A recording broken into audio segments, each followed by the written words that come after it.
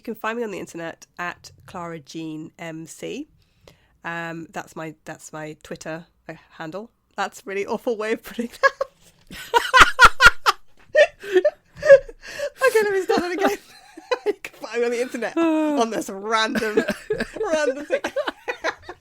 Okay. You can find me on Twitter on at... Okay. Whew, you can do this.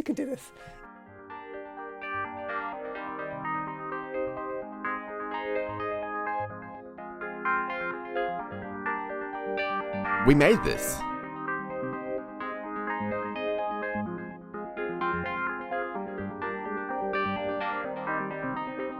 The idea of ending their existence consumes me.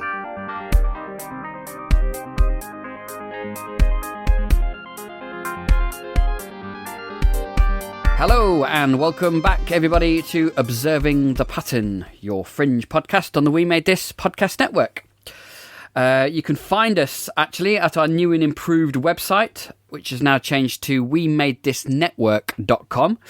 And you can find all the other podcasts on the network on TV, film, music, pop culture, and so on. So please go check out that new site. And you can find all the links to all the podcasts there as well. So today we are going to be discussing episode 14 of season 3 of Fringe, 6B. And to discuss this episode with me today is returning guest Clara Cook. How are you? I'm good, Luke. How are you doing? I'm all right. I'm good, thank you. Yeah, I feel like I've been in a soft spot this week, a soft spot of the universe myself this week. So I think this episode is quite apt. Yeah, we were just saying that it's the sort of tears in time and space feel very appropriate, don't they, for our current situation? The uncertainty of the Fringe division and everything they investigate. They would be well placed to investigate the world today, wouldn't they? Yes, I think Walter and Peter and Olivia would probably be kept quite busy with today's worldly state. So today's episode then, Clara, 6B, before we kind of get into a deep dive to this one, it's quite an odd one, and I know a lot of people like this one, and I think it's a bit of a little gem in season 3, but it does have some concepts that stretch even Fringe's pseudoscience to some degree. What are your general thoughts on this then, Clara? So I think I read the opposite. I read that lots of people don't like this episode. I mean, maybe fans like it, but I read that it was relatively ridiculed by professional TV critics, by reviewers, and I actually quite enjoy it. I think it's got a ridiculous premise. It's got a ridiculous idea behind it all, but it's a rather sweet idea, and I also... I'm here for it. I love it. I'm down with this ridiculous idea. I think it's completely and utterly science fiction. Obviously, most of Fringe is science fiction, or all of Fringe is science fiction. But some stuff in Fringe does seem a little bit more like it could actually be, I don't know, applied to the real world in some way, some shape or form. Whereas this, I feel, is the more fiction end of science fiction than the science end of science fiction. It just feels very fantastical as an episode, I think. Yeah, I think when the words emotional quantum entanglement comes out of Walter's mouth, I think that probably may have put quite a few of these critics off, because the idea that, you know, these two people from different universes are causing this rift through their emotion. It is. I mean, I find this episode framed like a bit of a fable. It's also framed like a ghost story as well in some ways. So, and I appreciate the fact that Fringe just threw something a bit new in there, and it's not just the hard science that Fringe does well, and it does a lot of. But I do like it when they throw in these kind of almost fairy tale like stories in there as well. Yeah, and I think there's actually something kind of sweet about it too. You know, I mean, I don't think... I that's actually my favourite quote of the episode, when Walter says some sort of emotional quantum entanglement. I just think that phrase is absolutely hilarious. The idea that these people's emotions could bring an end to the world as we know it, into life as we know it. But also, emotional quantum entanglement just sounds so mystical. It sounds like, I don't know, like love between astronauts up in space or something. Do you know what I mean? Like it just sounds very much like their love was written in the stars and destroyed the universe. It sounds very mythological, and really, I also can see the writers coming up with it. I think that's one of the things that I love about it, is that I can just visualize the writing process of this particular script and this concept, and I can just see how they're sitting there racking their brains trying to think of a way of making this kind of sweet little emotional ghost story, as you say, sound scientific. And they're like, hey, I know, if we put quantum in there. Entanglement sounds kind of like a sort of messy emotional connection. Let's put that in there. But quantum makes it sound physical as well, like physics. I can just see them sitting around, like, basically throwing ideas at each other. And it just amuses me. Yeah. And I think also, I mean, season 3 in general has a more mythological feel to it, I think, than the other seasons, particularly with, everything to do with the first people and this kind of prophecy that of Peter with the machine. So it does fit within that kind of mythological framework in some way. But I agree with you. I think the whole story with Alice and Derek Merchant is very, very sweet, and it is actually quite emotional. There's a couple of scenes that we can get into later that are actually quite moving. With when she's talking about her time with Derek and Olivia's interviewing her. Yeah, and I think we'll probably go on to talk about it, but also the way in which they lost each other is also. There's something kind of spooky about that too, about how your life could be decided almost by the toss of a coin. And that's kind of a sort of, I would say, sort of a eerie and mysterious idea. Yes. And I think then, without further ado then, Clara, let's knock on the door of 6B and take a look inside the episode. So this cold open then, I kind of mentioned it briefly. I think this cold open is nicely framed in a kind of ghost story, horror story type way, don't you think? This, the woman kind of leaving the hotel with her luggage going on, I can't live here anymore. I haven't slept for weeks. The electrical appliances at the party turning themselves on, and then that great shot as Chris steps off the balcony, you just see the heads of the people just drop. What was your thoughts then on this cold open?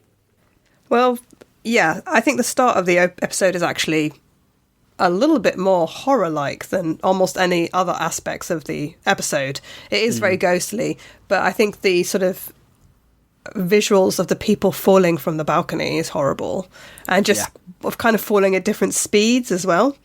Hitting the ground at different times, which, I mean, I don't know anything about physics. I imagine that would possibly happen if people weighed different amounts. I don't know, I'm just guessing, unless of course maybe they wouldn't, maybe it's just done for effect. But I thought that was particularly horrible. It's like bam and then bam and then bam, and then it's like one person after another hitting the ground, and they emphasize in this episode quite a lot actually how high that balcony is, which is good. They have Peter peering over it later in the episode, and it's high, so there is something obviously intrinsically horrifying to human beings about falling from a great height, so they captured that really well. I think also the young woman who starts to choke, you think that's going to be the problem. You think she's going to be the victim in this scenario. So it's actually a complete shock when it's actually everyone else who's just on the balcony and who has nothing to do with the woman choking. And she does a pretty good impression of someone choking. Yeah, she does. She does. I was like, oh, because I could feel her choking. Do you know what I mean? So I thought it was really effective. I also think it's nice. It's nicely framed with this couple who are just starting out a relationship. Like, they're obviously becoming serious, but they're new to it.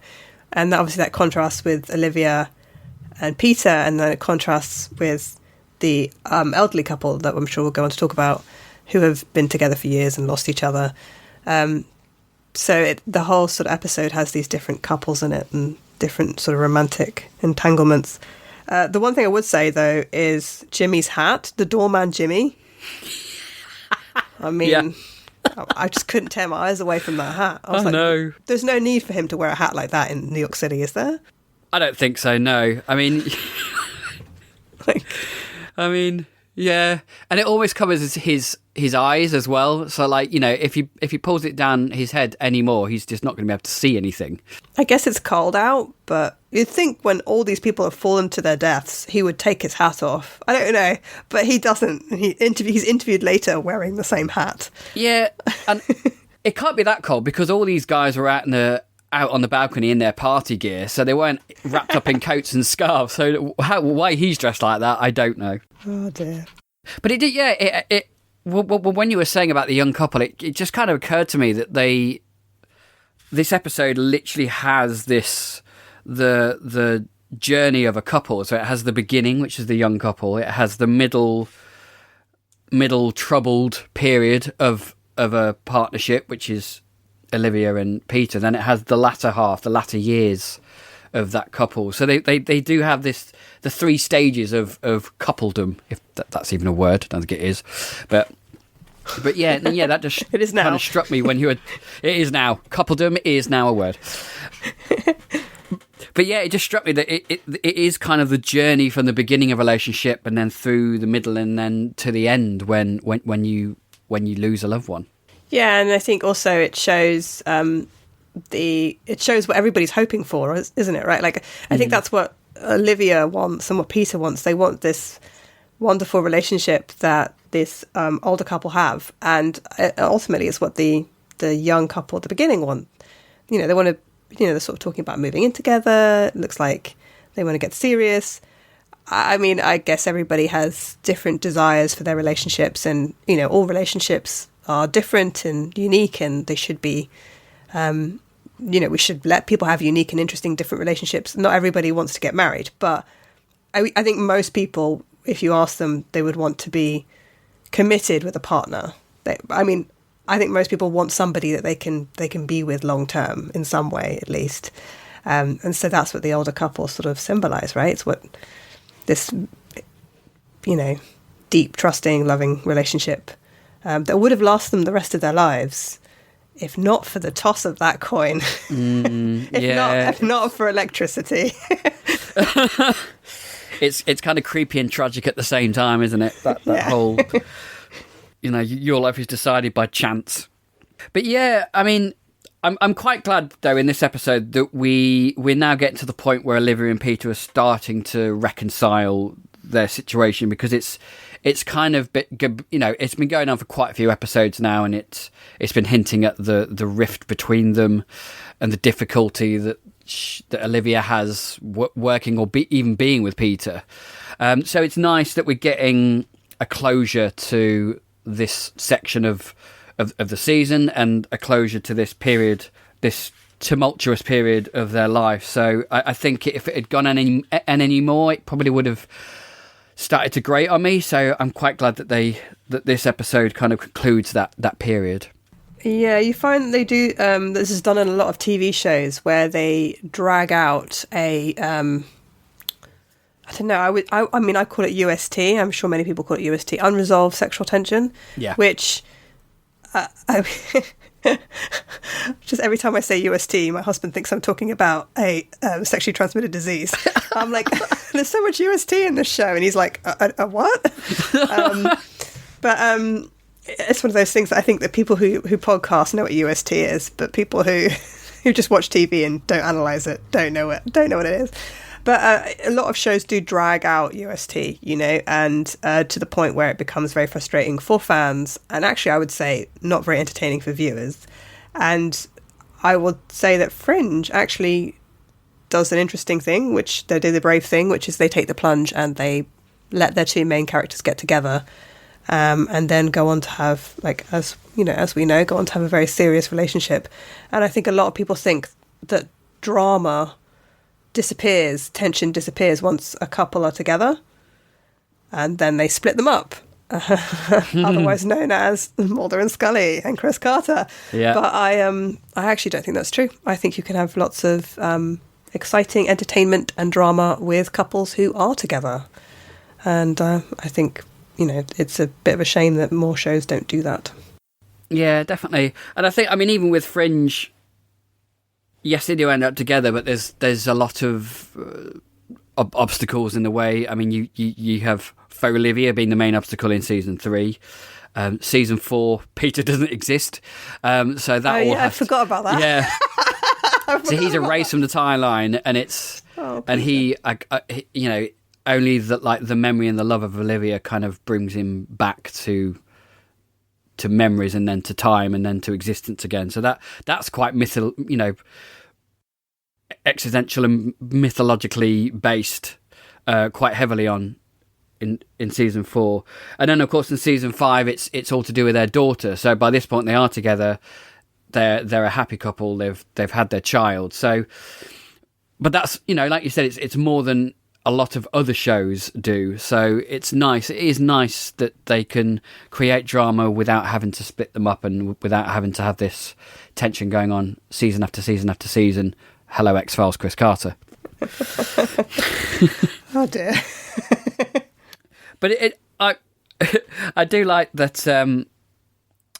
that we get the idea that the reason Peter and Olivia, or specifically Olivia, I think at this point, is struggling to try and get the relationship moving and kind of repair their rift, is all down to her character. And I do like that. It's not some kind of shoehorned in reason. It's all to do with her fear and her love, which is the main kind of switch for her power. Objects from the other universe shimmering. So I like the way that everything's incorporated, all the character moments and all the reasons that she can't be with Peter at that point is all very underlined with everything that the show's already explored. Yeah, and I think that Olivia is pushing Peter away because she is frightened, but also because she is a naturally shy and reserved person. I think that's definitely clear.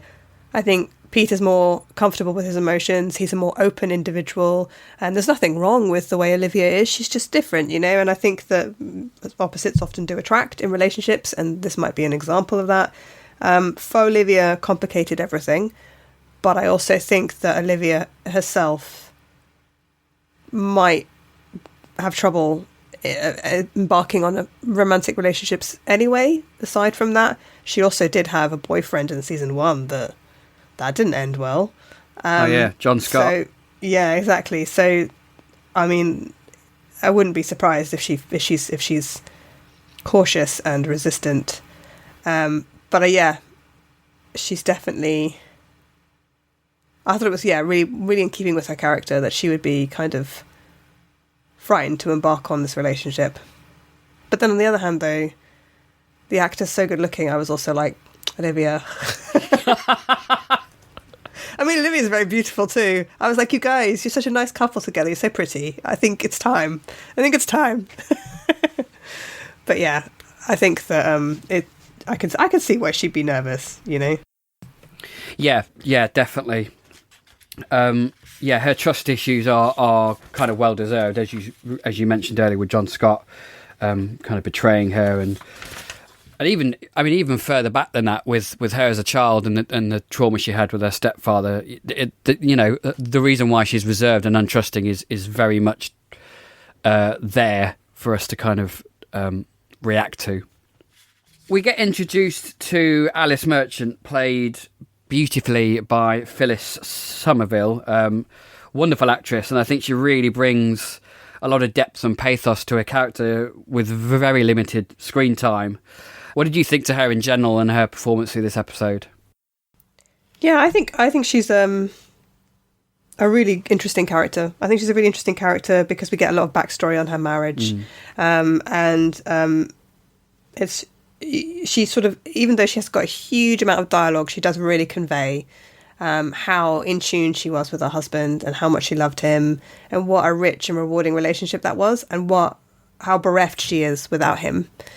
I do feel that she is partly responsible for what's going on. I don't know, is she responsible? I don't know if she's really that responsible, because she probably doesn't understand what's going on completely. But I do feel that it's interesting that she does know that all these people fell to their death like a couple doors down from her. Yeah.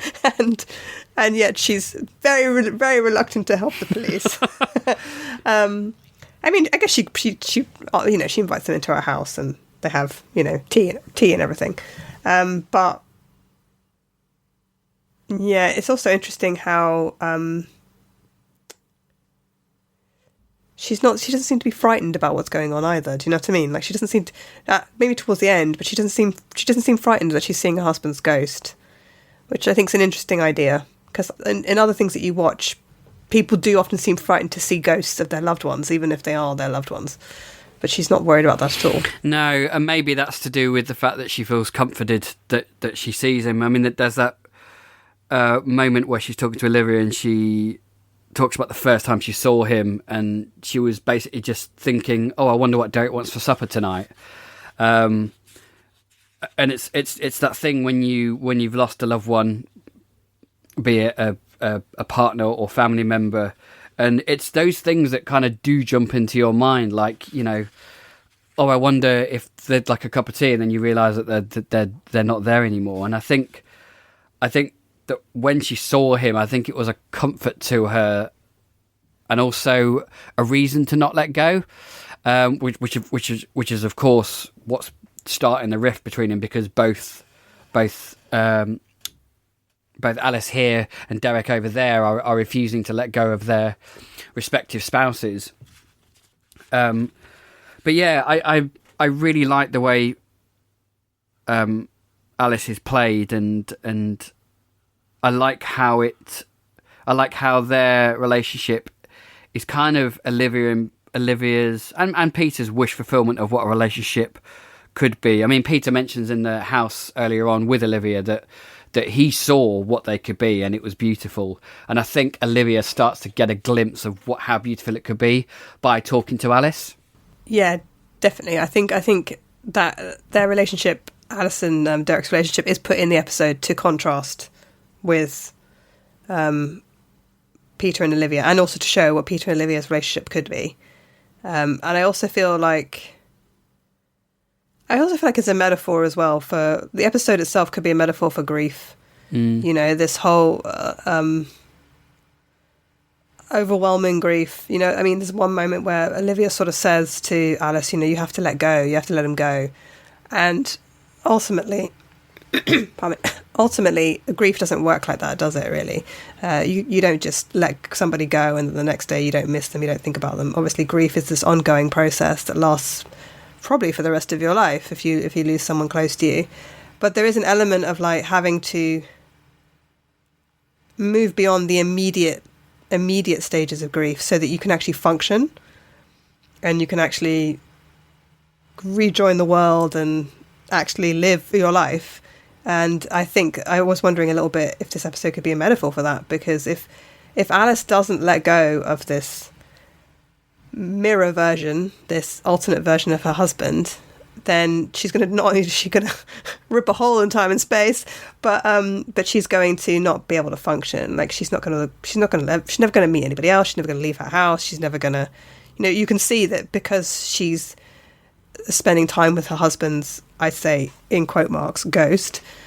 She's sort of going in and out of her apartment, looking worried, and she's trying to hide it, and that's not a life for her either.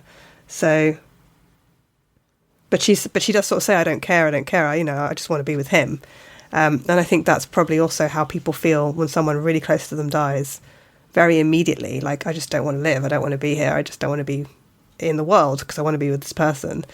But you have to move beyond that in order to be able to actually continue to be alive and stay around. So it felt like stages of grief to me, which I thought was kind of interesting. Yeah, I mean that and the whole thing about the amount of time that you spend with that person, I think, also deepens that grief. I mean, I think their marriage was like 40 years, and I can't imagine being that long with with someone. I mean, I'm with my partner. We've been together 22 years.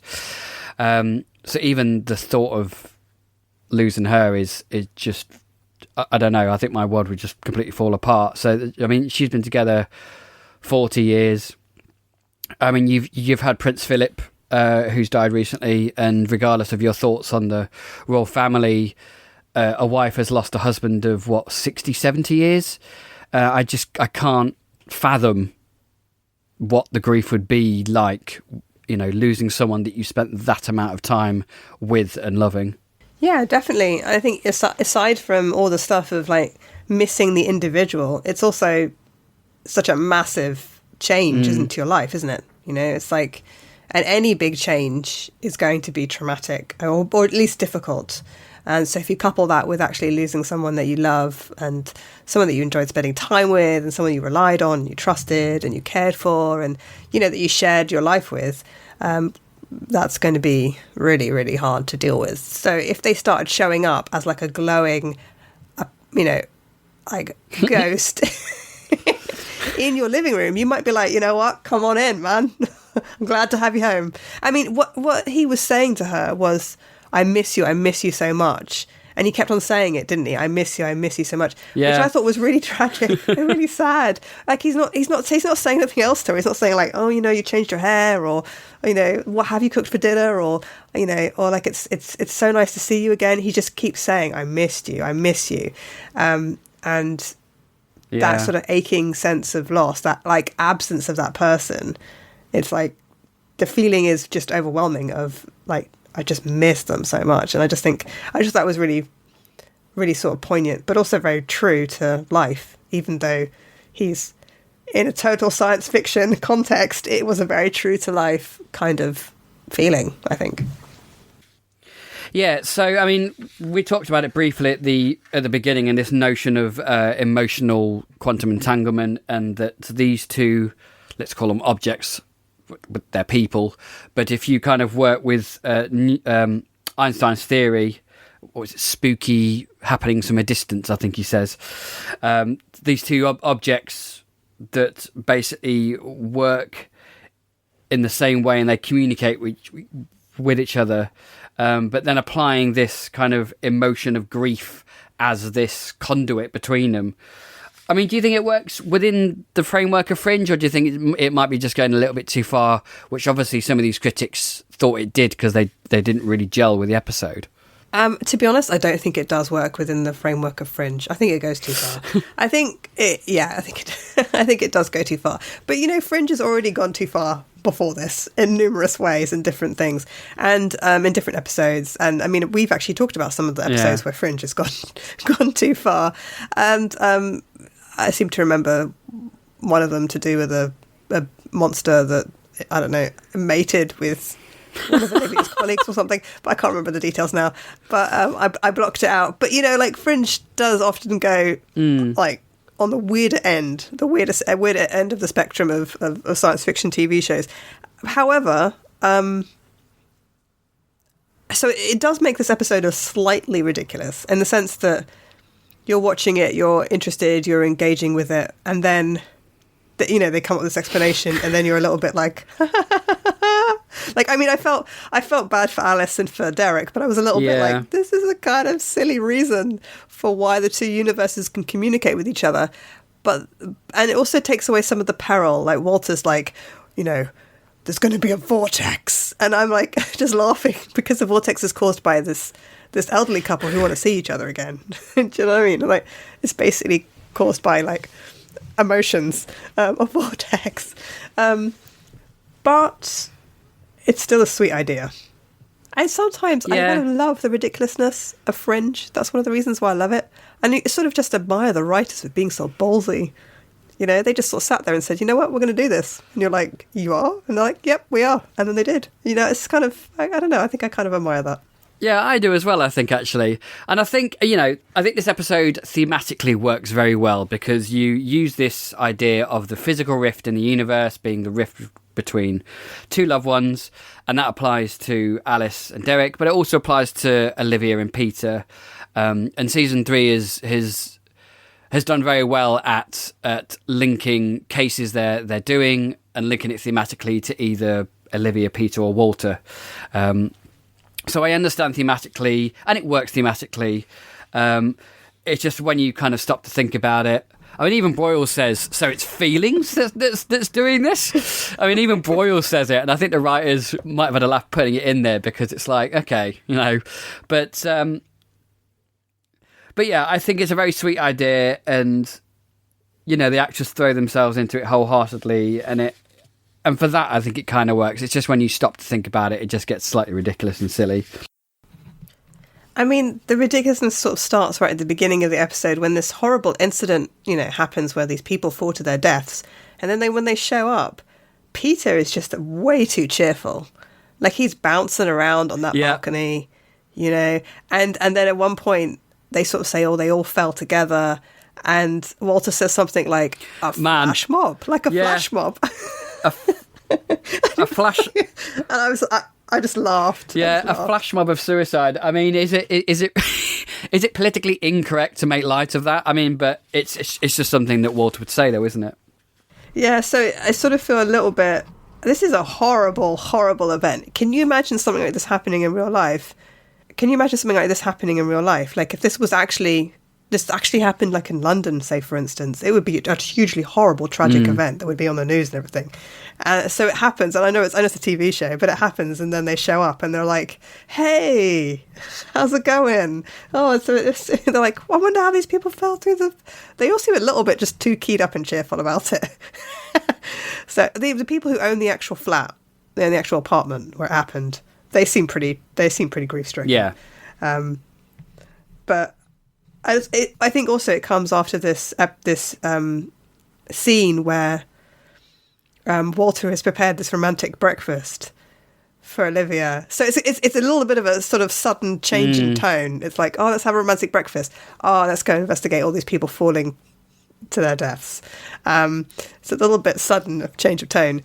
But I think the incident at breakfast is actually the scene at breakfast. The breakfast scene is actually kind of a nice scene as well. I think that's quite funny. Yeah, I do. I like Walter's kind of sneaky little way of putting the record on and then buggering off out the front door and just leaving him stood there going, okay, this is awkward. And also that he's set up the actual dining room table as if it's a romantic dinner, but it's breakfast. And I love how he sings the different things he's putting on the table. He's like, you know, pancakes, orange juice. I don't think breakfast is a very romantic meal, but maybe that's just me. I don't know. No, it's not. Maybe it's the only way of getting her over there. Yeah, but Walter did cook, you know, the Bishop family special of blueberry pancakes, so maybe he thought that was the romantic kind of gesture within the breakfast. And then they don't eat them. No, it all gets left. All of Walter's efforts just get wasted because they just go to this case. It's such a crime. Blueberry pancakes. What a delicious meal. But yeah, and I think it's quite sweet how Walter's trying to set them up in this little romantic way. But yeah, he's not silly. He senses that there's something going on, and I think in his own sweet way that he wants to try and mend their relationship, even though Peter's like, you know, it's actually not your problem. It's not your responsibility to get, you know, to fix this. But I think Walter feels it is because he wants Peter to be happy.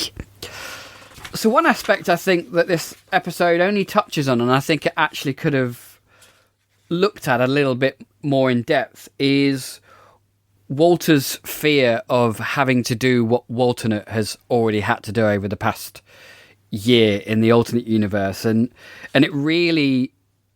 Once Walter realises that there's a rift occurring or a vortex, and that he might have to resort to using the amber and basically potentially freezing X amount of people in that amber, I think he's slowly becoming to realise, one, that he's afraid of becoming alternate, but two, he's also actually starting to look at alternate in a different way because he's realising these questions and these choices that he's had to make. And I found that really interesting. Yeah, however, I don't think that he's close to being alternate. So that's one of the things I think he's worrying, but I think he's worrying unnecessarily, or maybe he's worrying slightly too much about it. Like, I guess you are affected by the choices that you have to make. And sometimes if you have to make hard choices, you can make bad choices and you can make difficult ones, or you can make the right choice, but it has both positive and negative outcomes. So, you know, it's possible that somebody could be affected by that, and that could sort of change them in ways. But I also feel a little bit that Walter isn't who he is and the way he is simply just because he was forced into difficult situations. I think Walter has got, I don't know. I mean, is Walter a bad person? Has he got a different set of morals than Walter? Do you know what I mean?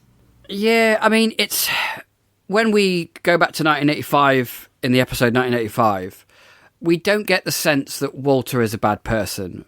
And I think it's the kidnapping of his son that starts to deteriorate the person he is. And when he finds out that his son was stolen by an alternate version of himself, I think then his already hardened heart, his hardened personality just becomes even more bitter and revenge filled. So I don't think he was ever I don't think he was ever a bad person. I think the circumstances that he has gone throughout his life, starting from when Peter was kidnapped, have shaped him to who he is now. And I think Walter may be worried that because he's having to make the same decisions as Walter did, that he may become... Walter, I think you're right. I think he is overreacting, but I think that's what Walter does. He amplifies everything.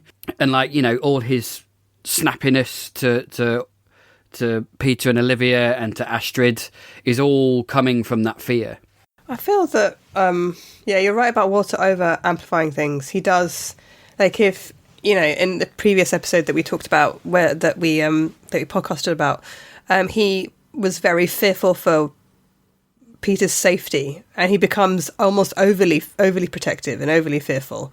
There's an extreme aspect to the way he reacts to things. And so I think that's definitely shown here in this episode. Yeah, absolutely. And I like that little scene with Nina where she kind of not comforts him, but kind of puts it straight in his head, you know, that okay, this is what you think's going to happen. Well, let's start learning how to deal with that instead of panicking like Walter is doing. Yeah, I also wonder if there's a level of guilt here. I feel like Walter's got quite a lot of guilt throughout the entire series. Yeah. All seasons, actually, because of the choices that he made, but also because of he's a little bit of a mad scientist, isn't he? His curiosity about science, his willingness to test things out and to find things out and to investigate and, you know, even invent, has led to several, like, I don't know, we could say several things going wrong, or things happening that, you know, maybe might have been best left unchanged or not discovered. So I wonder if there's also an element of guilt here as well. You know, like, some of this is down to some of the things that he's done over this life, and, you know. Oh, absolutely. I mean, I think guilt is one of the major factors of his decisions and the way he acts, and actually quite with the way a lot of other people act around him as well. But definitely his guilt. I mean, he's always looking for forgiveness and redemption, which is why the white tulip symbol pops up everywhere. For instance, it does pop in here because Alice has a vase of white tulips in her flat because white tulips. White vases don't mean anything. White tulips in the show represent forgiveness, but I also think they represent life and death, and that symbol is used quite frequently throughout the series.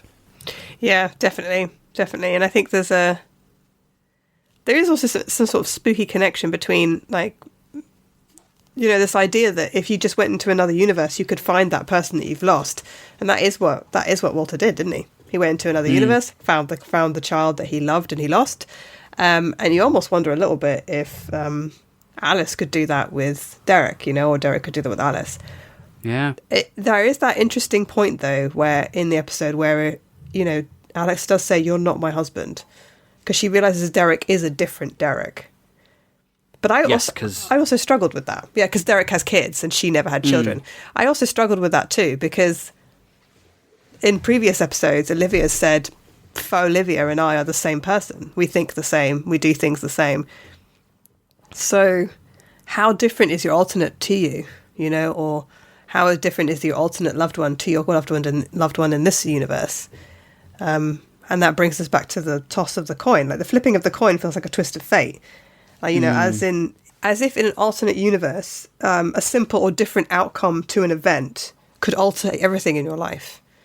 If you choose to take this route to work, you could end up like this in a different alternate universe, as if you could, then if you chose to take this route, or if a flipping of a coin, like the film Sliding Doors, right? In the film, I can't remember the details of the entire film, but in the film, isn't there a bit where she catches the tube and she's running and the doors are sliding? I mean, it's called Sliding Doors, right? The doors are sliding shut. And in one universe, she makes it through the doors into the tube and makes it home. And in the other universe, she misses the tube. She misses the doors. And so she ends up not getting home at that particular time. And it alters the complete different route of her life for at least a year or two. Yeah, I mean, it plays on that idea that every decision you make in your life creates a different universe. So, there are versions of you that have done everything differently to what you've done in this universe. And every decision and path that you take, another version of you is doing it somewhere else in the universe. The whole multi-universe theory that some physicists, not all of them, like to play around with. Yeah, but see, the problem with that is, though, that these aren't decisions, are they? Because the flip of the coin isn't a decision. It's fate. And I think that's a more frightening idea than... Yes. I think deciding whether or not to take this job, or have a ham sandwich, or go for a walk at 2 p.m, or stay in bed at 2 p.m. Like, I feel like those are decisions, but the flip of the coin, or the sliding shut of a tube train doors, are something that's kind of beyond your control. And the idea that your whole life could be different just by one twist of fate is quite a frightening idea, because you can't control that. Yeah, I think Back to the Future 2 plays with that idea when old Biff goes back in time and gives young Biff the sports almanac. And because he has that sports almanac, he then basically wins loads and loads of money and literally changes the entire future of Marty McFly. So it's introducing a variable that they necessarily didn't choose, but which then kind of verges off into this other kind of timeline or universe. Yeah, I think that's what's probably the most tragic thing about this whole episode. Yeah. Is that flip of that coin. It is. Whereas I feel like they don't explain why Alice and Derek in this universe, in the Prime universe, don't have children. Maybe they chose to not have children. She doesn't sound like they chose to, from the way she says it. She sort of says it kind of wistfully. But that would be a choice, I guess, if they did choose, if they were able to. And whereas the Derek and the Alice in the alternate universe chose to have kids. But the flipping of the coin about who gets to change the light box and who ends up electrocuted to death, that feels just like fate. That's like, wow. It makes you feel like you should never decide anything with the flip of a coin.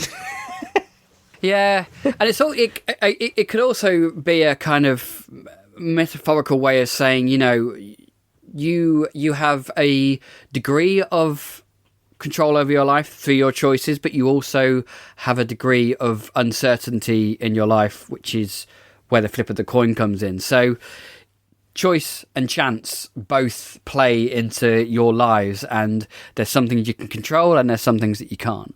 And that kind of goes back, I think we talked about it in a previous episode of Nature Nurture. It's these kind of opposing yin-yangs that Fringe plays with quite a lot, I think.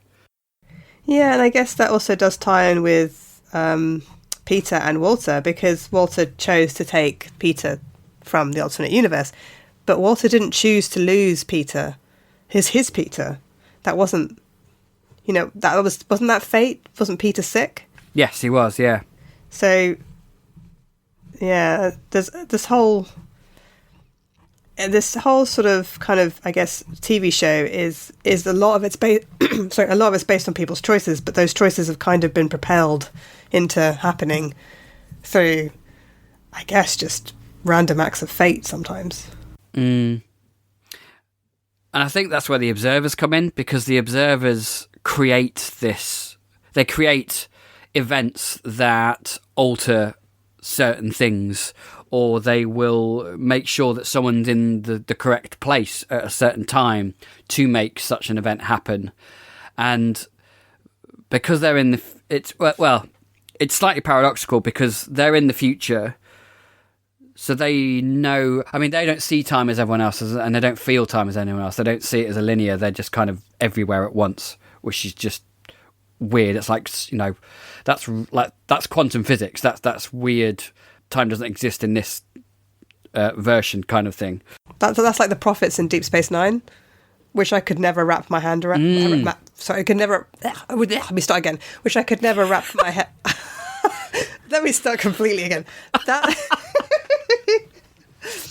That's like the prophets in Deep Space Nine, which I could never wrap my head around. The whole idea of non-linear time, like that they just kind of experience, or I guess you could say in the film Arrival. Have you ever seen Arrival, where aliens sort of experience time as a giant circle? I just blows my mind. I just can't comprehend it. Yeah, it is.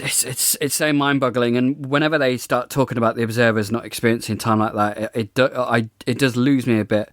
So I mean, they must see events how they're meant to be, but also they can't influence history, because then they get told off, because then they get a council meeting of observers and they go, you were naughty, you've influenced the timeline too much. So there's a degree of how much they can do. Yeah, so I guess they are sort of limited, aren't they? And so they have to leave some stuff up to human choice, human decision. Yeah, human free will, I guess we could call it. Yeah, definitely. And it's also, I mean, because they're limited, it's also as if there is a governing force in the universe that even the observers shouldn't mess with. And maybe that governing force is chance. It is fate. It is things that, no matter how much you try and fiddle with it, are going to happen anyway in one universe or the other. So, but then also this, I don't know how this ties into like Peter no longer existing and Olivia kind of willing him back into existence through her love for him, and him sort of, do you know what I mean? Like, yeah. See, I'm like, Fringe, you're just you're boggling me. You're just boggling my mind, Fringe. So some of this stuff doesn't, because if that's an overarching thing, which is that Peter isn't supposed to exist, and there's just this, there is some things that are just like an overarching authority, that some things just are not supposed to happen or are supposed to happen, you can't get around it, then I don't understand how Olivia's love, like, it's just too strong, man.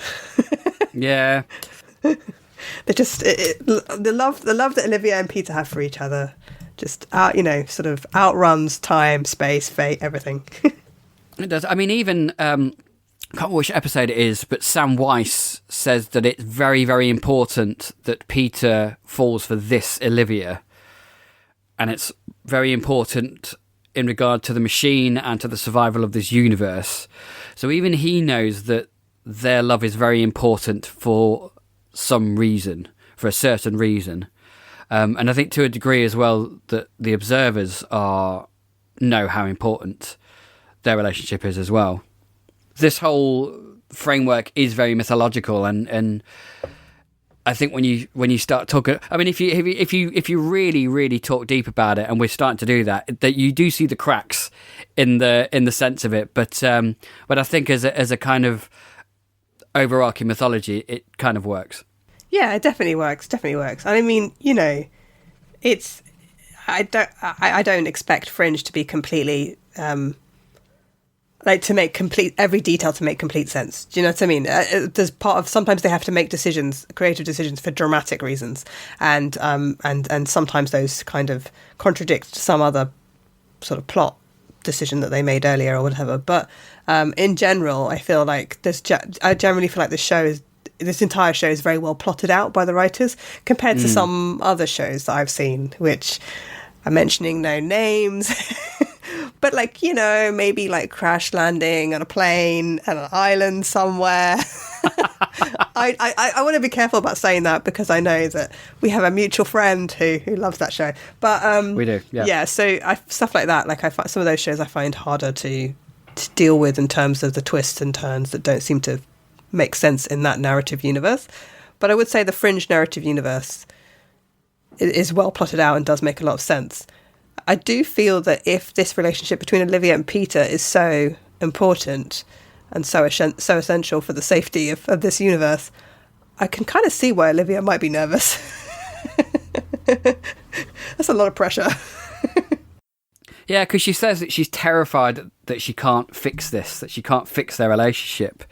So maybe on a subconscious level, she knows the importance of these two being together and repairing their love for each other. But her fear is kind of almost paralyzing her up to a point in this episode. So the last moment I wanted to talk to you about is, it's a really lovely little line that Peter says to Alice, which is the kind of clincher for Olivia and her decision to kind of not be afraid and go forward with Peter. When he says, "You've already had what most of us only dream of, a lifetime with the person you love. Look around you, your entire house is filled with mementos and photographs, evidence of a life shared with somebody." And the reason why I like this line is not only because it has a thematic link with Olivia and Peter, but it's something that these two archetypal characters in this kind of show never have. Like, you've got Mulder and Scully, you've got Peter and Olivia. I'm just trying to think of other duos. I mean, in most kind of like crime procedural stuff, you've always got two people that are mutually attracted to each other, and they never ever have a normal life. They never have waking up in bed with somebody, having a cup of tea, enjoying a bit of TV. And I think it's this it's almost meta in the fact that it's something that the audiences always want for these type of characters, and in some cases never really get it. I mean, in the X-Files, we start to get elements of that in season 6 and 7, and it's this kind of wish fulfillment by the audiences to want to allow these characters to have this time together. I was just wanting to get your thoughts on that as well. Well, first of all, I think what's slightly funny about this line that he says is he says photographs and ticket stubs, which made me laugh because I was like, has he been in the apartment long enough to see ticket stubs? Like, maybe they're framed on the wall, all the ticket stubs. I mean, maybe she's got some sort of special collection of ticket stubs, like fanned out against the piano or something. I didn't see any ticket stubs, so I was like, why did the writers add that in? Like, I mean, how many gigs were Derek and Alice going to when they were married? I guess maybe they were going on rides or something. I don't know. But anyway, so I thought it was kind of funny. That did actually make me giggle. But yeah, I agree with you. Like, it's a sweet thing to say, especially because it's come after Olivia basically blaming Alice and Derek for the people dying on the balcony. I was like, Olivia, geez, I mean, she's kind of trying to persuade Alice to like basically leave the apartment and give up this ghost of her husband. She's kind of going about it the wrong way, I feel. But yeah, what he says is sweet and is very true, that I think a lot of people do want this kind of relationship, where they can be normal, they can have this very domestic life with somebody, or at least a close, supportive, loving relationship. I think this is kind of a common thread in lots of stories where the main characters are living out adventures that were not. So there is a wish fulfillment, I think, initially in watching these characters on television or in films, or I think even reading it in stories. I always think of all the fun, exciting things that Holmes and Watson do in the Sherlock Holmes stories. And when people are doing these exciting things, they're going off and having adventures, they're fighting for they're fighting for the good, catching criminals, or whatever they're doing. It's very hard to do that and have a domestic life at the same time. And in most cases you find, especially with duos, whether it's two male cops or whether it's a mixed gender duo like Mulder and Scully, you often find that they have to spend so much time with each other to the exclusion of all of everyone else, of all others, right? And to the point where Sherlock Holmes, they gave Arthur Conan Doyle gave Watson a wife, and then a couple stories later killed her off because we can't have Watson spending time with his wife when he should be hunting down criminals or he should be solving crimes with Sherlock Holmes. And similar with Mulder and Scully, we can't have Scully have a boyfriend because she's got to spend all her time with Mulder. She's got to spend more time solving the X-Files than she has doing anything else. So I think initially the audience is enjoying watching these two characters, or three, or however many there are, do these interesting, exciting things that they're not doing, right? But then over time, as the series or the TV show or whatever, as the stories go on, people start wanting to, their wish fulfillment becomes different. They start wanting these characters to have lives as well. And that's where it becomes complicated for the writers, because they're like, well, I created these two characters who, are obsessively working at their jobs all the time, who are going out there and having adventures. And now I've got to give them families, or now I've got to give them downtime and hobbies, or romantic relationships with each other. Like in the early seasons of the X-Files, we really very rarely ever saw Mulder and Scully actually doing anything that wasn't X-Files related. When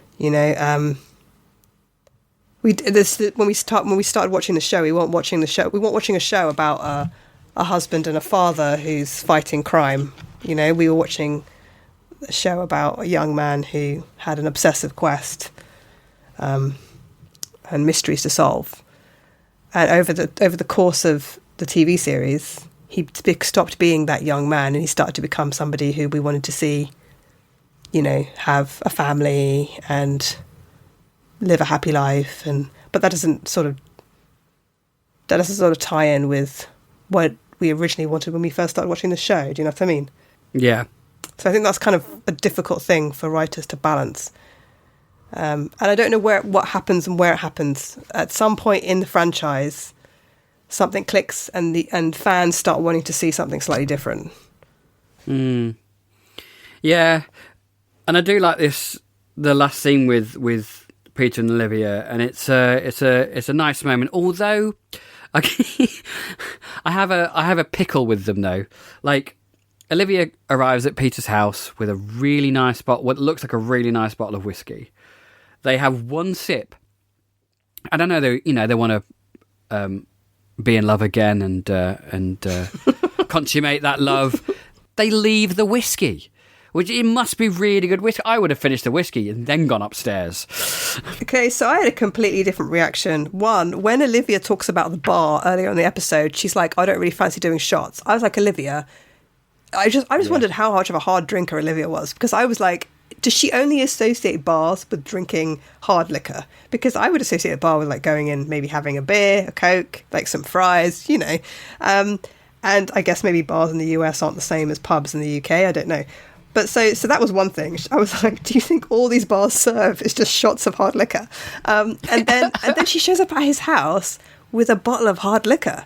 And I don't know, maybe a glass of wine. I don't know. I'm not a big drinker. But I was like, a bottle of whiskey? Like, damn, girl, are you planning on getting drunk? Like maybe she needed some Dutch courage. But that's awful strong alcohol to bring around to somebody's house.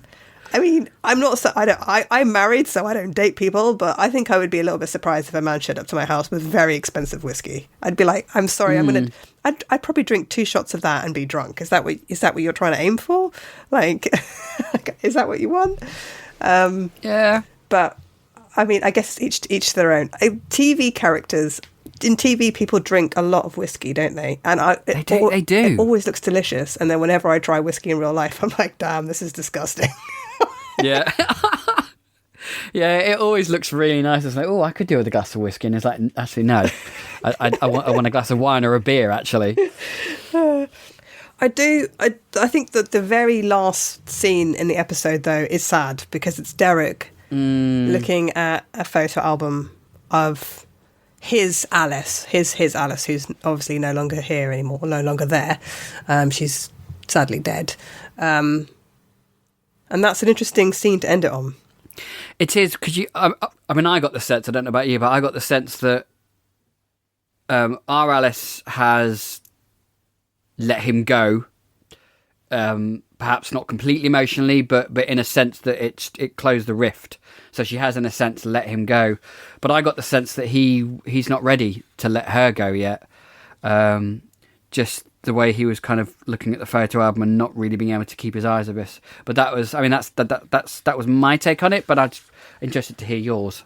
Well, yeah, that he's not able to let her go. But there was something kind of like, I sort of felt like it left it slightly unanswered in the sense that, well, maybe he's going to try and reach her again, you know? And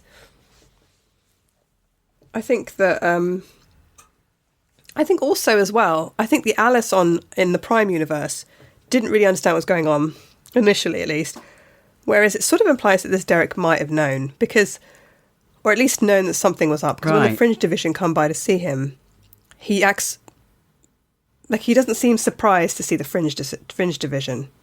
Do you know what I mean? Like I wondered if the Fringe division and tears in the universe like are something that's just generally a lot more well known. Yeah, he seemed quite evasive, I thought, at the door to Olivia, or Faux Olivia, sorry. Faux Olivia.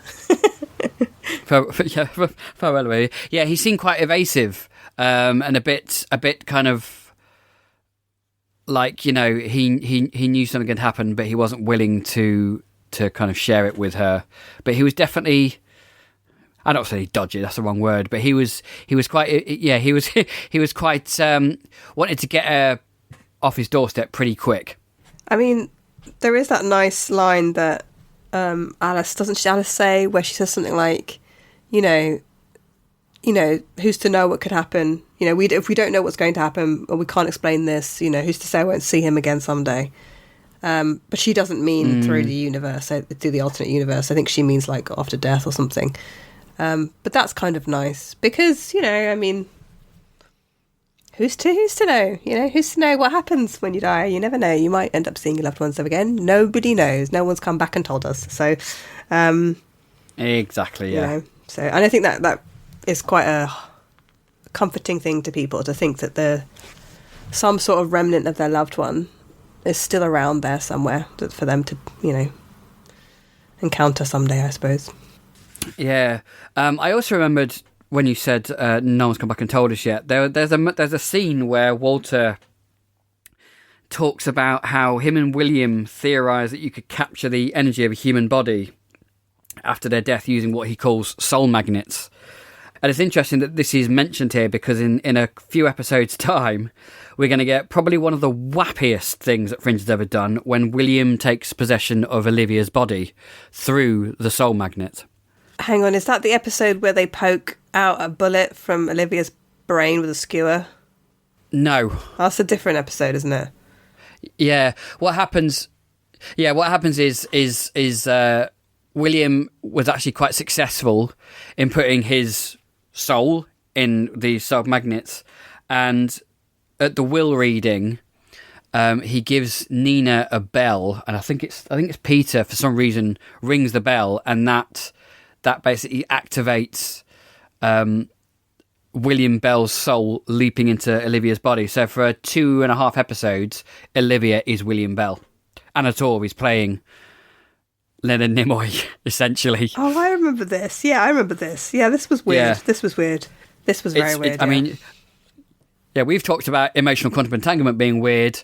Wait until you see Anna Torv playing Olivia, playing Leonard Nimoy, playing William Bell. It's wacky. It's so out there, but bless her, Anna Torv puts everything into it, and it's quite entertaining. There's also the animated episode, and there's the musical. Musical episode. I mean, and then there's the whole fifth season. No, fifth season. It's fifth season. The whole fifth season. The fifth season is when things start to get really crazy for me.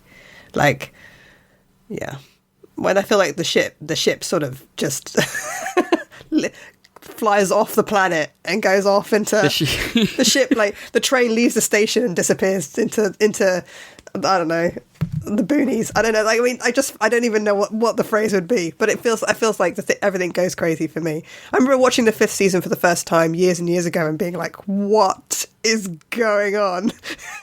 Yeah, it is. It's 13 episodes of absolute madness, but I love it. I mean, yeah. I love it. Yeah, I do as well. It's been years, actually, since I've watched season 5, so I'm really looking forward to revisiting that when the time comes. Is there anything else that we've missed that you wanted to talk about? I think I've covered everything that I wanted to. I mean, there is one delightful moment where, I mean, there's a reference to Brandon again. I think that's always worth mentioning. Like, nice and worth mentioning is that Walter calls him that nervous fellow Brandon. I'm kind of sorry that Brandon doesn't get more screen time in Fringe in general. I think one of the things I think that is quite interesting is this idea of using amber.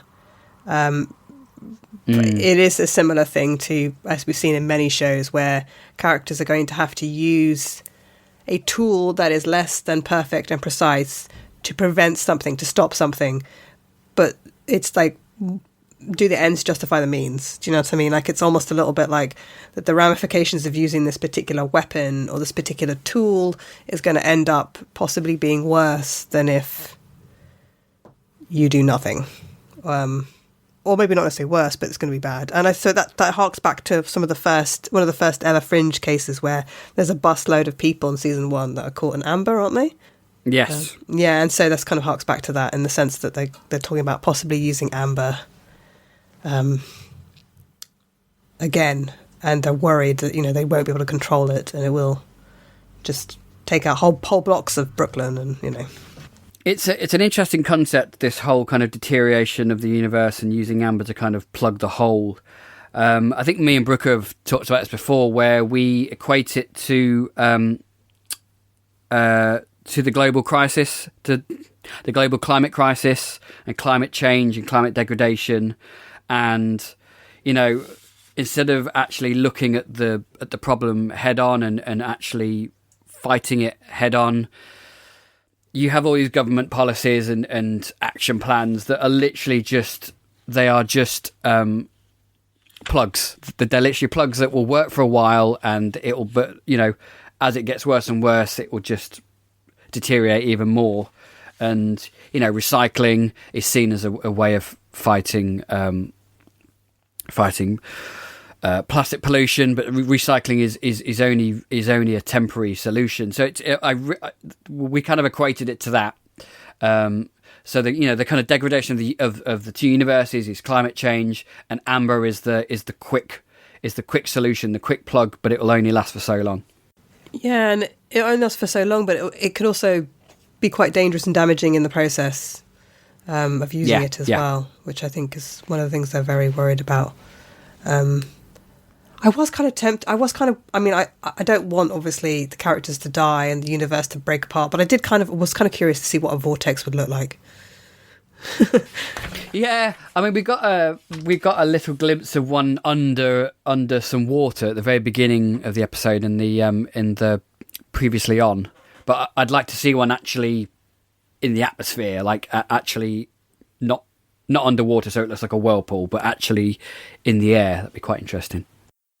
Yeah, and also what would happen to all the streets in Brooklyn? I guess they would just all get sucked in and kind of crushed or whatever. So yeah. Or because it's a pity they didn't do that. Yeah, or because this little old lady was missing her husband. I liked how the building is falling apart and Alice and Derek are having this emotional heart-to-heart. And Olivia's like, the building is falling apart, Alice. And she's like, I just need to talk to my husband for a little bit longer. The building is falling apart. Oh, dear. Yeah. Oh, never mind. Any final thoughts then, Clara, on this episode? Well, I think the final thought I'd have was that I think I'd probably give it around about a 7 or 8 out of 10, which I feel is higher than most people would give it on IMDb. And I was wondering if I was being too generous. What do you think? I'd go for a 7.5 out of 10 for this one, I think. Oh, okay. So I wasn't being too generous. Yeah. No, I think he gets a hard time this episode because of the concept of emotional quantum entanglement. But I think in terms of character and in terms of the thematic lines through the series, I think it does a really good job at doing those. Yeah, definitely. So, did you spot the Observer? No. No. I never do. Unless they're standing right in front of me and they're talking to, like, Peter or something. I never do. Yeah, he's quite prominent in this. It's literally right at the beginning when the young couple, Chris and Sylvia, are walking to the party. So before they walk into the hotel, he's literally walking the other way past them. Okay, I probably could have spotted that. I was maybe a little... Yeah. I think I was just concentrating on what the characters were saying to each other. Yeah, I mean, that happens, doesn't it? And then Jimmy's hat just took my attention, to be honest. Oh, yeah. Oh, yeah, definitely. The cipher for this week was hearts, which I think is quite an obvious cipher to have. It's quite nice. And I think it's a nice allusion to both Alice and Derek's story and Olivia and Peter's story as well. So yeah, a nice obvious cipher this week instead of a really horribly abstract one, which I can't think of anything to link it to the episode with. So as usual, I would like to invite you to let me know what your favourite moment, quote or Walterism of this episode was. So I think my favourite Walterism was the romantic breakfast at the beginning where he was like singing about the different items he was putting on the table, how he lit these 2 giant big candles just so they could eat blueberry pancakes romantically. And I'm not a morning person, as a night owl, the idea of having a romantic breakfast, I was like, no, I just thought it was hilarious. I thought it was really sweet. I have 3 favourite quotes. One was obviously Walter saying some sort of an emotional quantum entanglement. The other one was him referencing the deaths as a flash mob suicide, which I shouldn't find funny, but I did. And the other one is when he says he's trying to round everybody up to help sort of figure out how to use and make the amber. And he says, like, everybody, we need everybody. And he says, that nervous fellow, Brandon. Yeah. I thought that was... I loved how he referenced Brandon in that moment as well. Yeah, definitely. I've just got the words up here to the song that he sings when he's preparing breakfast. He goes, yum, yum, pig's bum, pancakes blue, OJ, fresh fruit. That's what he says. Of course. Which I love. Makes perfect sense. It does. Yeah, there's some really nice Walterisms. I do like the bit where they first appear at the hotel and Peter calls Walter Cupid. Hey, Cupid. And Walter's like, did my plan work? And Peter's like, well, if your plan was to make things even more awkward and painful between Livy and I, yeah, well, like a charm. Yeah, or when Walter says, well, the ghosts don't exist. And Peter's like, ghosts? That's where you draw the line? Yeah, yeah, I love that. The one thing of all the mental stuff that Walter has either proved or believes in, Ghost is not one of them. Oh, brilliant. Yeah, there's some great moments in this episode and some quite funny ones and some heartfelt ones. I mean, I particularly do like Peter's little thing that he says to Alice at the end. It's a nice encapsulation of what Peter and Olivia could have if they mend their differences. Which they do by the end of the episode, because they go upstairs and leave that fine whiskey. They go off for a romantic rendezvous. Yes, in the bedroom. Let's just hope Walter doesn't arrive in the middle of it. Yeah. Can you imagine that? Well, I like how when she comes to the door, like, Peter's like, Walter decided to stay in New York. Yeah. Hint, hint, nudge, nudge, wink, wink. He's not coming home tonight. It's just you and me and this bottle of whiskey. Yeah. Although there is a really odd pause by Peter, because when he opens the door and he goes, oh, hi. Then he pauses for ages and goes, oh, I thought you were Walter. It's like, well, you've looked at her long enough. It's obviously not Walter. It was a really weird pause, either by him or maybe the director asked. I don't know. I just thought it was very odd. I have to say, what's this guy's actor's name again? Jackson. What's his name? Is Joshua Jackson. Joshua Jackson. I always want to call him Percy Jackson, and that's not his name.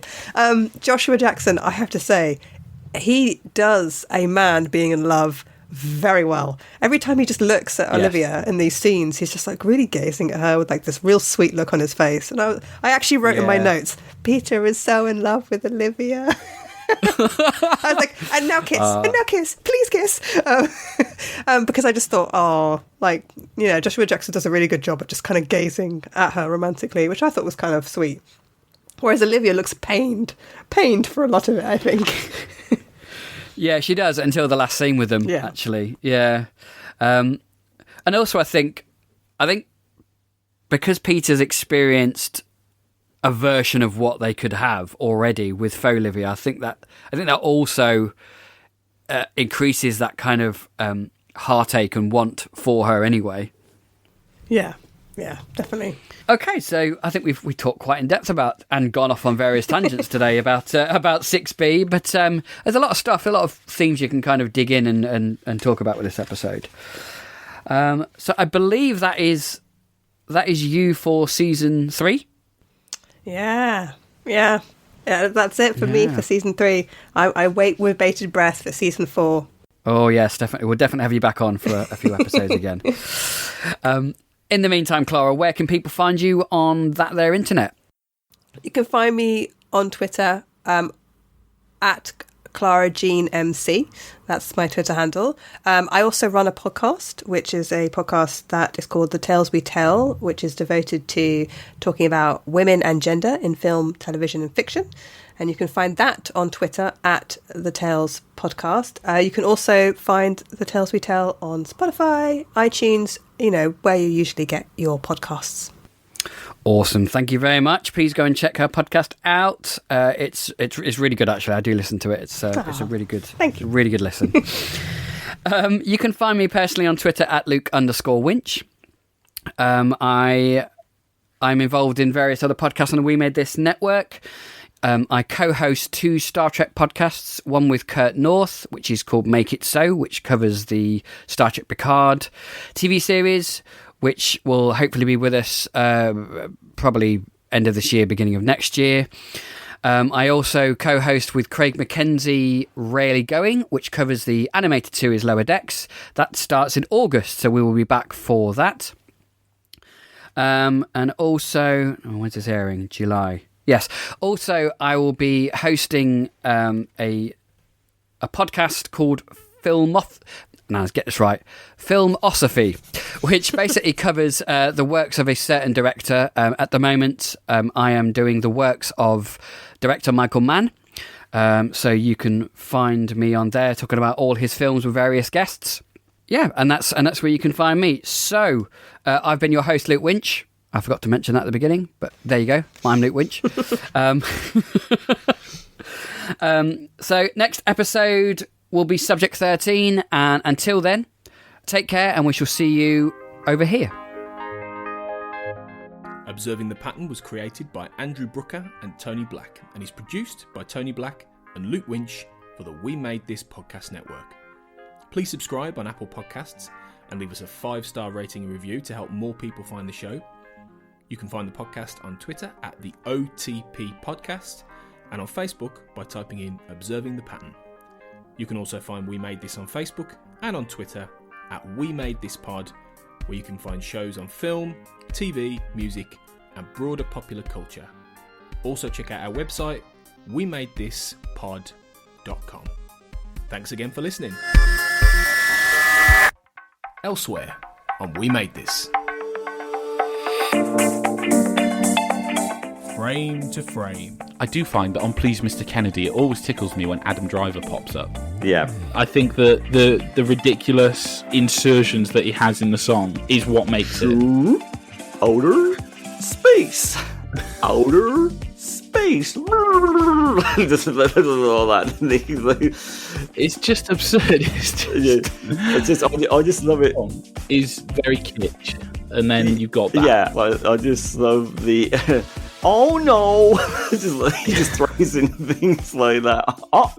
It's just great. This is the first film I saw Adam Driver in, and he's only in it for about 5 minutes, and he almost steals the entire movie. That's what a great actor he is. Although obviously one must credit the Coen brothers with the brilliant attention to detail in the music and the writing and the direction, as you'd expect. Yeah. Cerebral Jukebox. My friend had a Nimrod t-shirt. Quite a few people I knew had Nimrod t-shirts. Yeah. The kind of the famous one. And I think I must have seen that album cover every day. Yeah. For 2 years. To me, I think Nimrod could be the perfect rock album. I don't think there's a better all-round rock album than Nimrod. American Idiot is exceptional, but there's something about Nimrod that ticks so many boxes and has so much diversity on it. I think it could be the best album ever made. Pretty Fly, a 90s nostalgia podcast. People like me have benefited from that for generations. Now that that's being challenged, centuries, 100%. You've got people that are understanding, and I'm not ashamed of who I am or where I'm from, but that, doesn't mean that I can't sit back and say, hey, other people catching up ain't a bad thing. Absolutely. I just want to remind the listeners, this is a Rugrats podcast.